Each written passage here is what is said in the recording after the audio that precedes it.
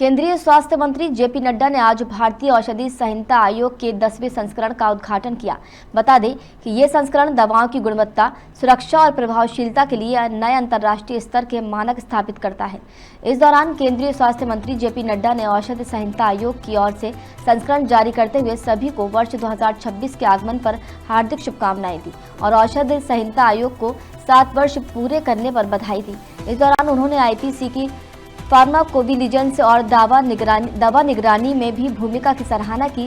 साथ ही आत्मनिर्भर भारत और विकसित भारत के विजन पर विशेष जोर दिया। ये कदम भारत में दवाओं की गुणवत्ता नियंत्रण को नई ऊंचाई देगा और निर्यात को बढ़ावा देगा। यह आयोजन भारतीय औषधि संहिता आयोग द्वारा आयोजित किया गया, जो स्वास्थ्य मंत्रालय के अधीन कार्य करता है। सबसे पहले तो आज जब मैं यहाँ फार्माकोपिया कमीशन की दृष्टि से जो एडिशन का रिलीज़ करने का सौभाग्य मुझे मिला, तो सबसे पहले तो मैं आप सबको वर्ष 2026 के आगमन पर आप सबको बहुत बहुत शुभकामनाएं देता हूँ।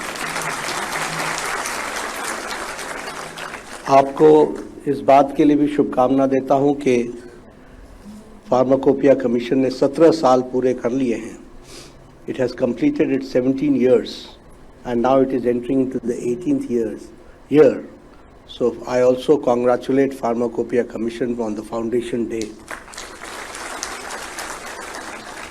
और बहुत खुशी की बात है कि जब हम फार्माकोपिया कमीशन के द्वारा जब उसका 18th फाउंडेशन डे में हम एंटर कर रहे हैं, तो हम फार्माकोपिया का जो 10th एडिशन है उसको भी आज हमने रिलीज़ किया है और वह आज भारत के लिए और दुनिया के लिए एक तरीके से वरदान भी सिद्ध होगा और फार्माकोपिया की दुनिया में वह एक अपना स्थान बनाएगा। इसके लिए मैं आप सबको बहुत बहुत बधाई देता हूँ।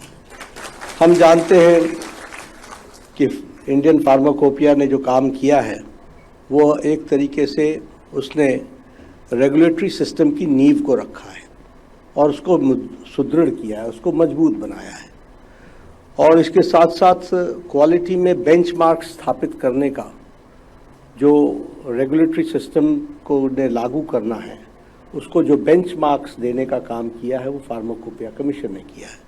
इसलिए उसके माध्यम से क्वालिटी, सेफ्टी, एफिकेसी, इन सब चीज़ों पर विशेष करके ध्यान देने का काम फार्माकोपिया कमीशन ने किया है और मैं ये कह सकता हूँ इस 17 साल की यात्रा में एक बहुत छोटी अवधि में एक बहुत लंबी यात्रा फार्माकोपिया कमीशन ने की है। इसके लिए मैं उनको बधाई देना चाहता हूँ।